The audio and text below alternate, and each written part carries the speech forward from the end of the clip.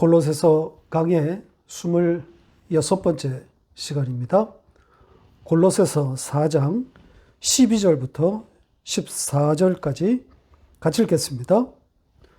그리스도 예수의 종인 너희에게서 온 에바브라가 너희에게 문안하느니라.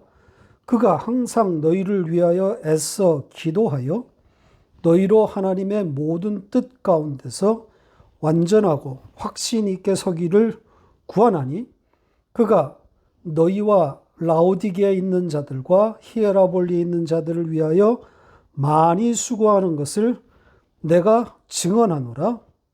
사랑을 받는 의사 누가와 또 데마가 너희에게 문안하느니라. 아멘.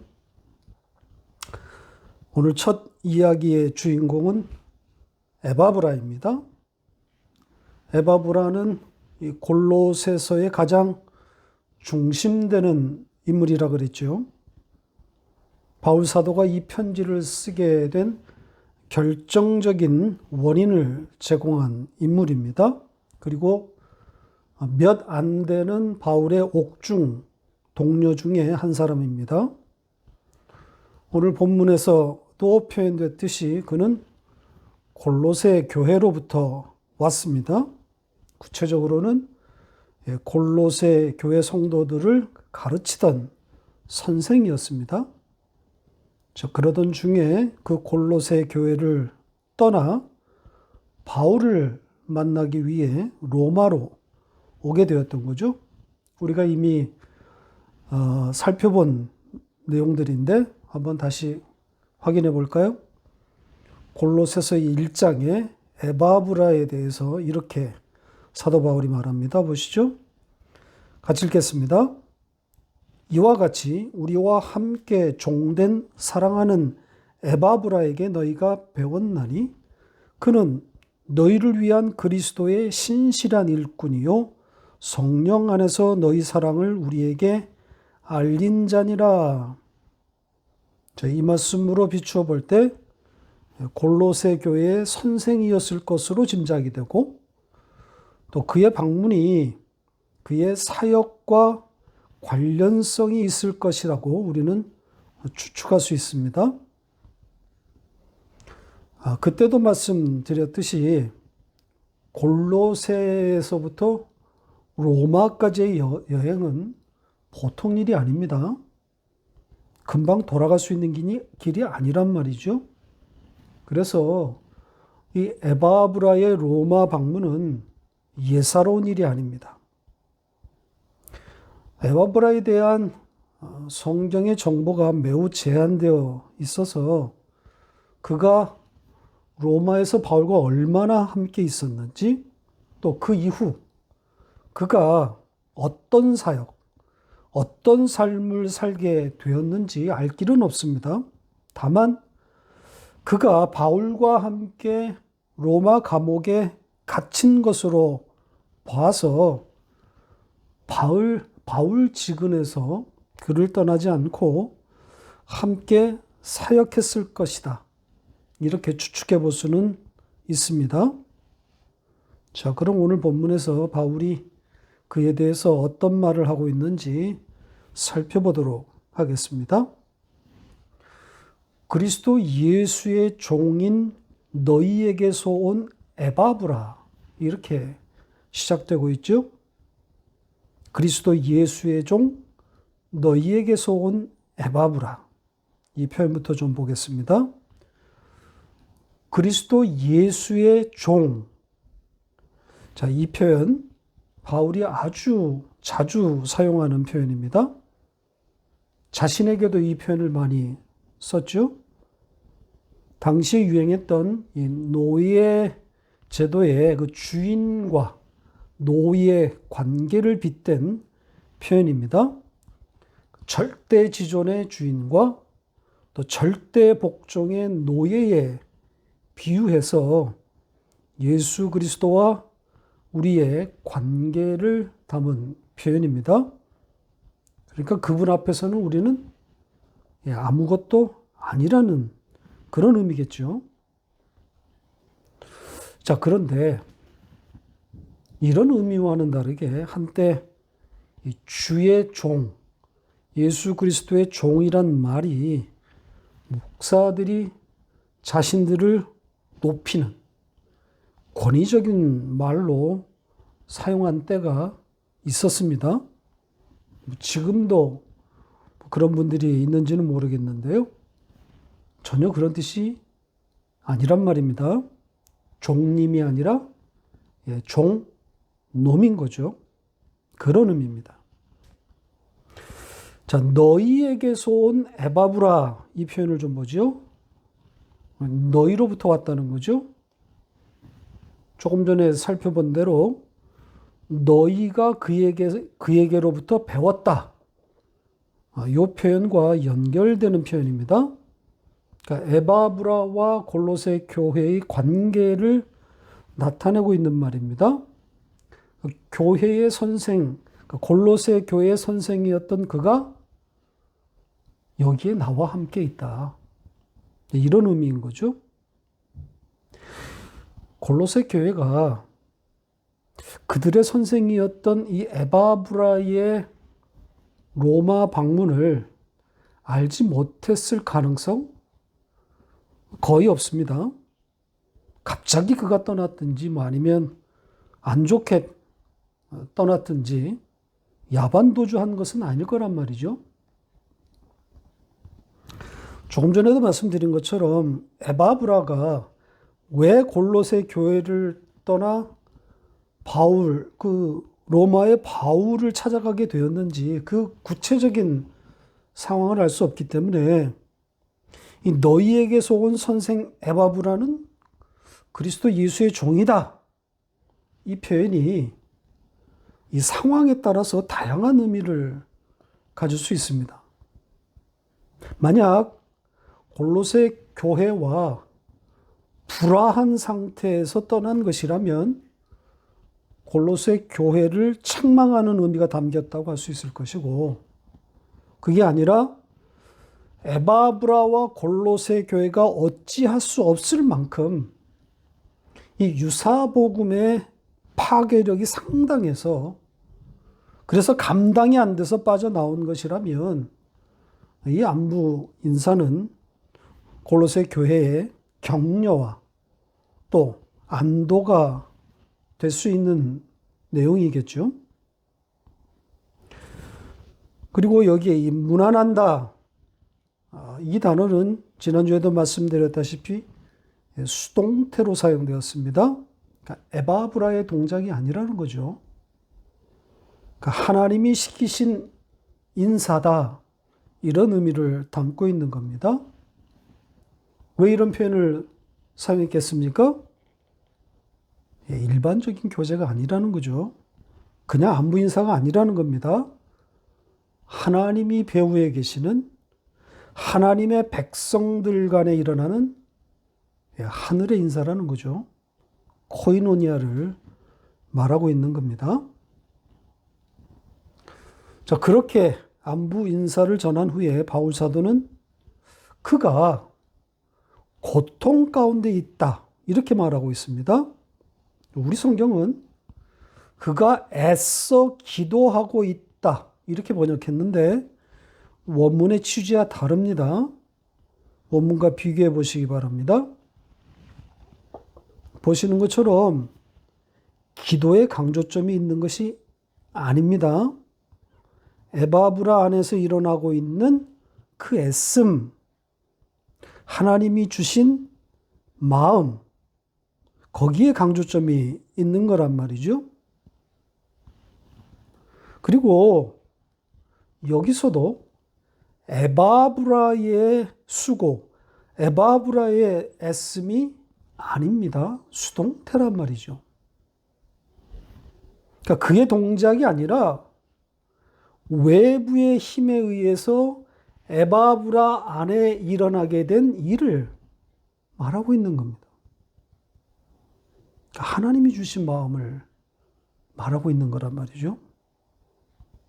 그러니까 동작의 주체가 하나님이 아니면 다음 문장이 성립이 안 됩니다.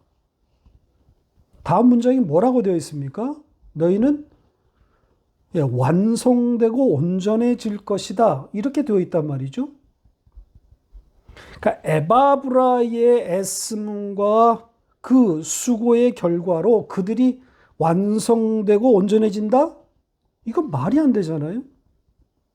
그게 아니라 하나님이 에바브라 안에 이 골로새 교회를 향한 그 애씀과 그 수고의 마음을 넣어주셨다는 것이고, 그 결과 그 하나님에 의해서 그들이 완성되어진다는 그런 이야기란 말이죠.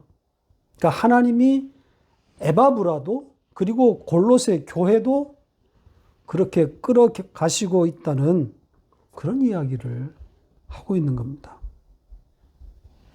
이렇게 온통 하나님의 동작이 강조되어 있는 표현들인데 왜 이 원문의 취지를 반영하지 않고 전부 인간의 동작으로 번역했는지 이해할 수가 없습니다. 하나님이 하시겠다는 겁니다. 하나님이 끌어가고 있음을 말하고 있는 거란 말이죠. 다음 절로 가겠습니다. 계속되는 에바브라에 대한 이야기입니다. 에바브라와 라오디게아 그리고 히에라볼리 교회에 대한 내용이 첨가되어 있습니다. 에바브라가 골로새 교회뿐 아니라 라오디게아 교회 그리고 히에라볼리 교회를 위해 많이 수고하고 있고 그것을 나 바울은 증언한다 이렇게 말하고 있습니다. 바울이 증거하고 있다. 내가 증인이다. 주목할 표현입니다. 그러니까 에바브라가 너희를 위해 그리고 라오디게아와 히에라볼리 교회를 위해 많이 수고하고 있는 것에 대해 내가 증인이다. 왜 이 강력한 단어를 사용했을까요? 내가 증인이다. 사실 이 표현은 생략되었어도 아무 문제가 없습니다. 에바브라가 너희를 위해 그리고 이 두 교회를 위해 많이 수고하고 있다. 이렇게만 써도 되는 거란 말이죠. 그런데 내가 증인이야. 그리고 문장 첫 머리에, 첫 자리에 이 단어를 박아 놓았단 말이죠. 내가 증언한다. 강조라는 거죠. 그래서 혹시 골로새 교회와 에바브라 간의 어떤 불편함 혹은 이 신뢰의 문제 같은 것이 발생한 것이 아닐까 추측하게 되는 겁니다. 지난주에 살펴봤던 마가 요한처럼 에바브라도 거기서 어떤 아픈 과거가 있는 것은 아닐까.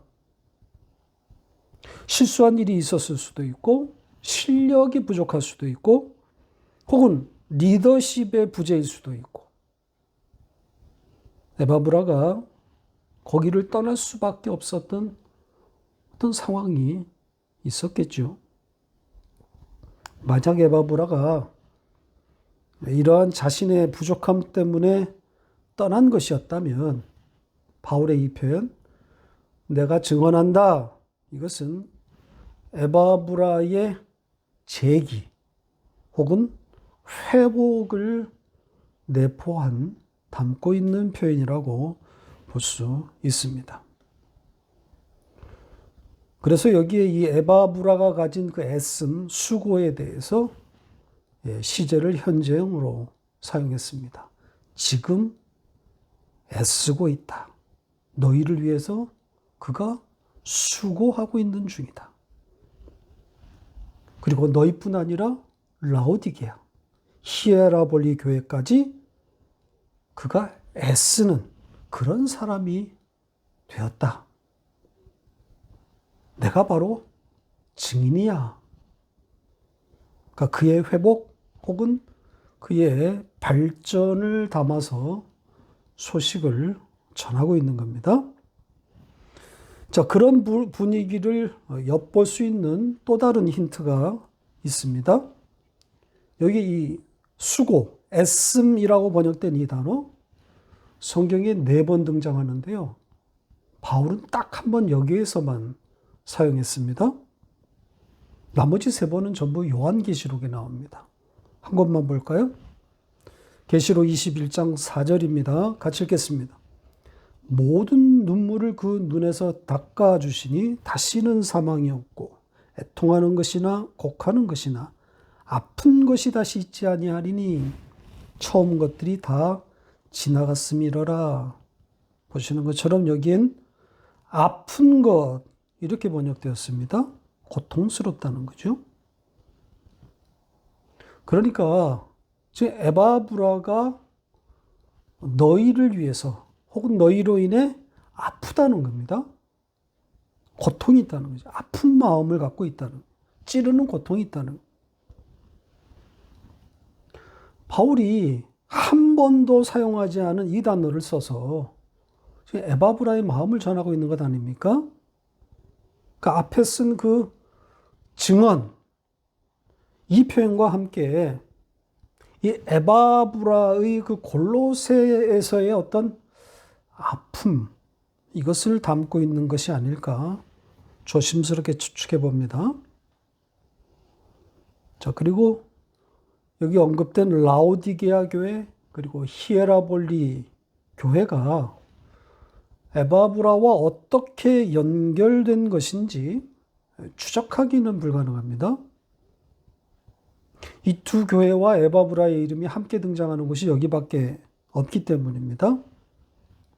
그러니까 골로새 교회처럼 과거로부터 이 교회와 관련을 맺고 있었는지 아니면 로마로 옮겨온 후에 새로운 관계가 형성된 것인지 알 수 없습니다. 아무튼 에바브라는 어려웠던 이 골로새 교회에서의 기억을 뒤로 하고 바울을 만나서 회복하고 그래서 바울과 함께 새로운 사역이 펼쳐진 것만은 분명합니다. 그러니까 하나님의 섭리, 그러니까 모든 것이 합력하여 선을 이루는 거란 말이죠. 비록 아픔을 뒤로하고 떠나왔을지는 모르지만 그것조차 선이란 말이죠. 성도에게 일어난 모든 일은 다 옳은 것이다, 선한 것이다 고백하기 쉽지 않은, 특히 좌절된 상태에서는 더욱 어려운 고백이지만 성경이 성도에게 가르치고 있는, 요구하고 있는 고백입니다. 성도에 일어난 모든 일은 선한 것이다. 믿음이 우리를 끌고 가는 자리인 거죠. 성도에게 우연은 없으며 일어난 모든 것이 합력하여 선을 이룬다는 이 고백.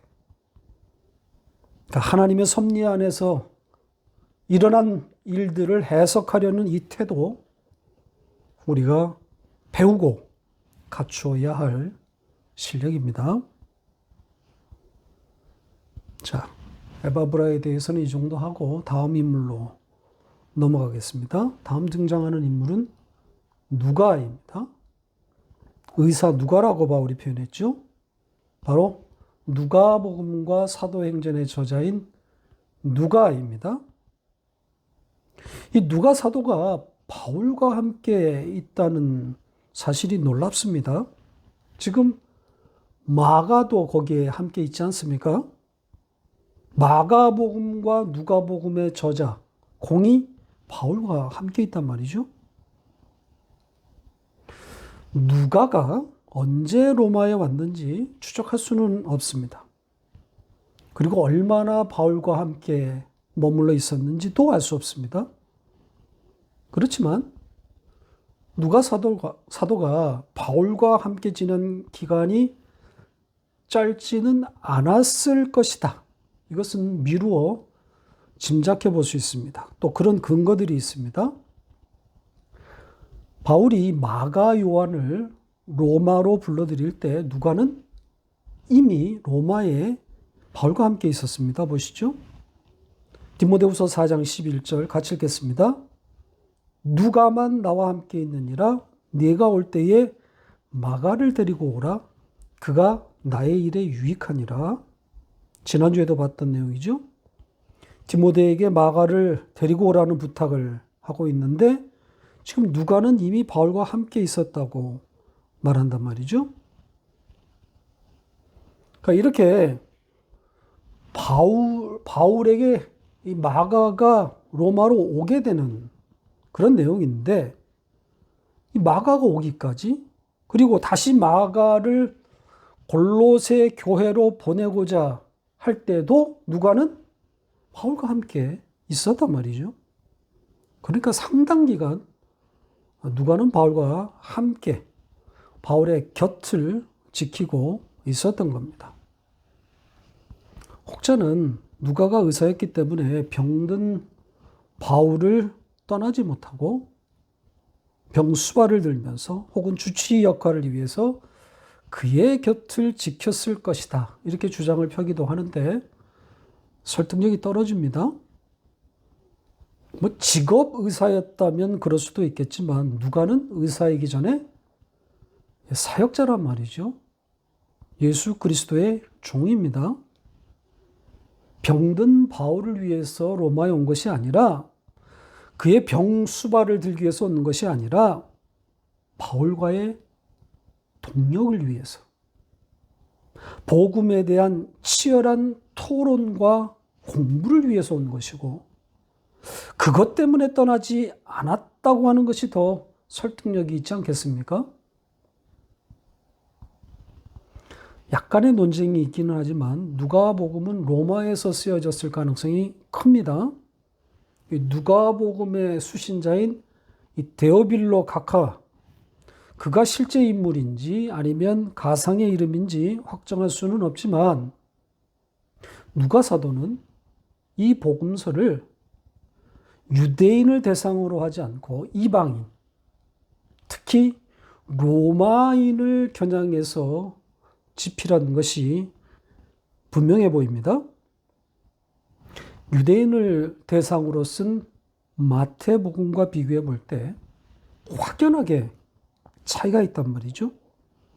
한 구절만 비교해서 설명을 드리겠습니다. 마태복음에 이런 말씀이 있습니다. 자, 마태복음 5장 40절 같이 읽겠습니다. 또 너를 고발하여 속옷을 가지고자 하는 자에게 겉옷까지도 가지게 하며 이 강제로 속옷을 달라고 하는 자에게 겉옷까지 주라는 그런 내용이지요. 하나님의 나라가 어떤 나라인지를 말하기 위한 주님의 비유입니다. 자, 아무튼 여기에 이 속옷과 겉옷이 갖고 있는 의미는 덜 가치 있는 것을 빼앗고자 할 때 더 가치 있는 것까지 주어라. 이런 말입니다. 당시 유대 사회는 속옷은 겉옷에 비해서 가치가 떨어졌습니다. 당연한 거죠. 로마의 지배를 받고 있는 그런 열악한 상황임을 감안해 볼 때 경제적 가치는 겉옷이 절대적이란 말이죠. 자, 그런데 누가복음으로 가보면 이렇게 되어 있습니다. 한번 비교해 보시죠. 보시는 것처럼 누가복음에서는 겉옷을 빼앗는 자에게 속옷까지 주어라. 이렇게 되어 있지 않습니까? 마태복음과 정반대로 말하고 있습니다. 한때 이것을 가지고 성경의 오류네 아니네 논쟁도 있었습니다. 예수께서 하신 말씀, 즉 그 원 말씀이 훼손되었다는 거죠. 두 저자 중에 적어도 한 사람은 사실이 아닌 예수께서 하신 말씀이 아닌 것을 기록했다는 겁니다. 맞습니다. 두 사람 중 한 사람은 예수께서 하신 말씀을 뒤집어 놓았습니다. 맞아요. 누가 바꿨을까요? 예, 누가가 바꿨습니다. 마태 사도는 원 말씀, 그러니까 예수의 입에서 나온 그 말씀대로 적었습니다. 그럼 누가 사도는 왜 원 말씀대로 적지 않고 바꿔 놓았을까요? 바로 그의 복음서를 읽을 대상이 다르기 때문입니다. 로마인을 대상으로 했기 때문에 그 말씀의 취지를 살리기 위해서 바꾼 겁니다. 로마 사회는 지배국가이고 이 속옷 문화가 많이 발전한 부유하고 사치스러운 사회였습니다. 더구나 누가복음의 직접 수신자가 데오빌로라는 고위직, 고관 대작이었다면 더욱 그러했을 겁니다. 속옷이 겉옷의 가치보다 더 높았을 거란 말입니다. 더 귀하고 더 비싸게 팔리는 그런 사회에서 속옷 달라 하는 자에게 겉옷까지 주어라 이렇게 말하면 예수님의 말씀하신 그 취지가 오히려 훼손되는 거란 말이죠. 덜 가치가 나가는 것을 뺏으려고 하면 더 큰 가치가 있는 것도 주어라. 이게 말씀의 취지 아닙니까? 자, 아무튼 지금 한 예를 말씀드린 것처럼 누가복음은 이 로마인, 특히 이 부유한 상류 사회 사람들을 대상으로 복음서를 작성했습니다. 자, 이 지필에 바울 사도가 얼마나 관여했는지는 알 수 없지만 간접으로 연관되었을 것이다. 이건 얼마든지 짐작할 만한 거죠.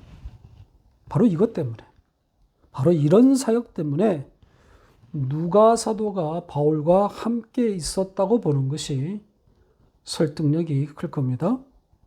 아까도 말씀드린 것처럼 마가복음의 저자인 마가 요한도 합류했다는 것. 이것은 이런 사역을 위한 규합이 아니었겠나 생각해 봅니다. 의기투합하는 거죠.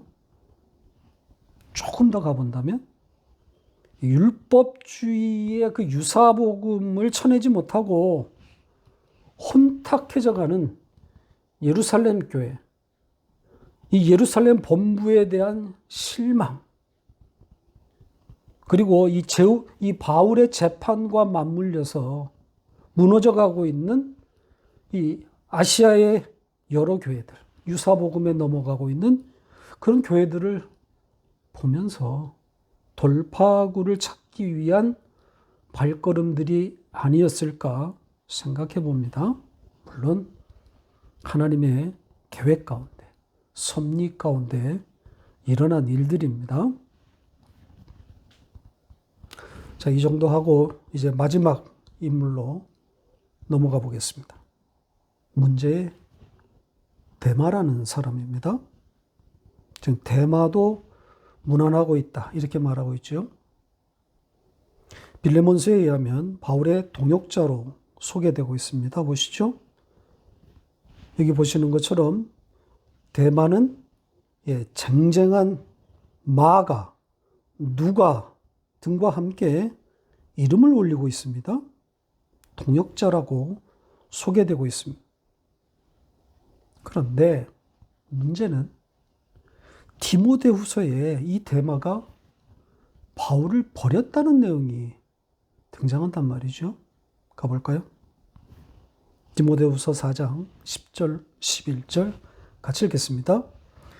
데마는 이 세상을 사랑하여 나를 버리고 데살로니가로 갔고 그레스게는 갈라디아로, 디도는 달마디아로 갔고 누가만 나와 함께 있느니라. 네가 올 때에 마가를 데리고 오라. 그가 나의 일에 유익하니라. 보시는 것처럼 데마가 바울을 떠나 데살로니가로 간 이유에 대해서 그는 이 세상을 사랑했다. 이렇게 말하고 있습니다. 그러니까 이전의 마가 요한처럼 사역에서 이탈한 거죠. 자, 여기에 바울이 왜 데살로니가를 언급하고 있는지 의견이 분분한데 그곳이 데마의 고향이었을 것이라는 견해와 바울이 지금 말하고 있는 이 그가 사랑한 이 세상 그것과 연결시켜서 데살로니가는 당시의 대표적인 향락도시였다. 이렇게 연결시키기도 합니다. 그러니까 대만은 완전히 타락했다는 그런 이야기가 되는 거죠. 대마에 대한 추가적인 기록이 없기 때문에 대부분의 학자들은 대마가 배신했다. 믿음에서 떠났다. 배신자로 규정하고 있습니다. 그러니까 믿음을 버리고 타락한 자. 심지어는 구원에서 제외된 자. 이렇게까지 매도하기도 합니다. 과연 이런 규정, 이런 해석, 바울이 말하려고 했던 취지였을까요? 물론 바울의 서운한 마음이 담긴 것은 분명합니다. 그렇다고 해서 모든 사람으로 하여금 그를 배신자로 여겨 규탄하라고 그 규탄을 촉구하고 있는 걸까요? 이 세상을 사랑해서 나를 버렸으니까 나쁜 놈, 배신자, 구원에서 제외되어야 할 자, 이런 의미를 담은 걸까요? 저는 그렇게 보지 않습니다. 대마를 비난하려고 하는 의도보다는 사역의 현실, 사역자의 아픔을 전하려고 하는 취지가 아닐까요? 아픈 거죠. 그리고 이 세상이 그리 만만치 않다는 그런 의미도 담았다고 할 수 있습니다. 대마뿐 아니라 자기를 떠난 두 사람을 더 언급하지 않았습니까? 그 두 명 중에는 디도도 들어있단 말이죠. 물론 이 디도가 디도서의 그 디도인지 아닌지 따져볼 필요는 있지만 아무튼 대마만 떠난 게 아니란 말입니다. 이 한 구절을 가지고 대마의 전 삶을 규정하는 것은 바보 같은 짓입니다. 설사 그가 세상을 사랑해서 바울을 떠났다고 해서 그것으로 끝이 아니란 말이죠. 그가 하나님의 택한 백성이라면 마가 요한처럼 바닥을 헤매다가 돌아오게 되는 것 아니겠습니까? 긴 인생의 여정 가운데 한 꼭지만 따서 그 사람을 평가하는 것만큼 어리석은 것이 없어요. 아브라함이 애굽의 바로에게 자기 아내를 팔아서 자기 목숨을 연명하려고 한 그 시점에서 거기서 뚝 잘라서 그의 삶을 평가할 수 있습니까? 이런 일이 한두 번이 아니잖아요. 다시 한번 말씀드리지만 인간은 인간에 대해서 어떤 것도 규정짓거나 평가할 수 없습니다. 특히 믿음에 대해서, 구원에 대해서 말하는 것만큼 바보 같은 일은 없어요. 그건 하나님만이 하실 일이고 하나님만 하실 수 있는 일이란 말이죠. 대마의 문안 인사, 그리고 대마의 배신, 그냥 그대로 읽으면 됩니다. 인간이 그렇구나. 인간이 그렇지. 세상이 얼마나 고팠으면, 그 세상에 대한 미련이 얼마나 컸으면 병든 선생을 뒤로하고 뛰쳐나갔을까.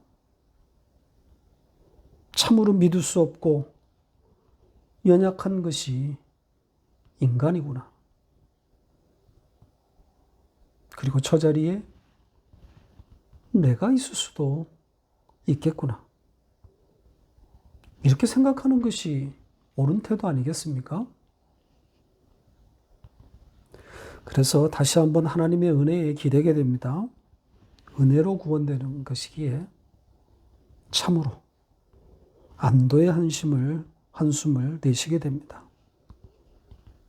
내 공로로 내가 내놓는 것으로 내 업적으로 구원이 결정되는 것이었다면 절망인 거죠. 폭망입니다. 그게 아니라서 정말 다행입니다. 데마 같은 이도, 마가 요한 같은 이도, 그리고 하나님의 선택을 받았으나 끝이 좋지 않았던 사울 왕이나 솔로몬 왕 같은 이도 다 은혜로 구원되는 것이기에 그저 감사할 따름입니다. 부끄러운 구원밖에는 없습니다. 말씀을 맺겠습니다. 오늘 우리는 세 사람을 만나보았습니다. 에바브라, 누가, 그리고 데마. 마음이 찐하게 가는 인물은 아무래도 데마인 것 같습니다. 왠지 나를 보는 듯하기 때문입니다.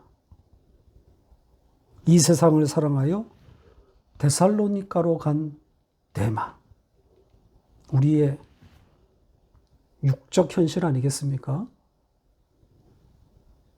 죽여도 또 죽여도 죽지 않고 되살아나는 그 나. 그래서 친숙해지는 이름 데마입니다.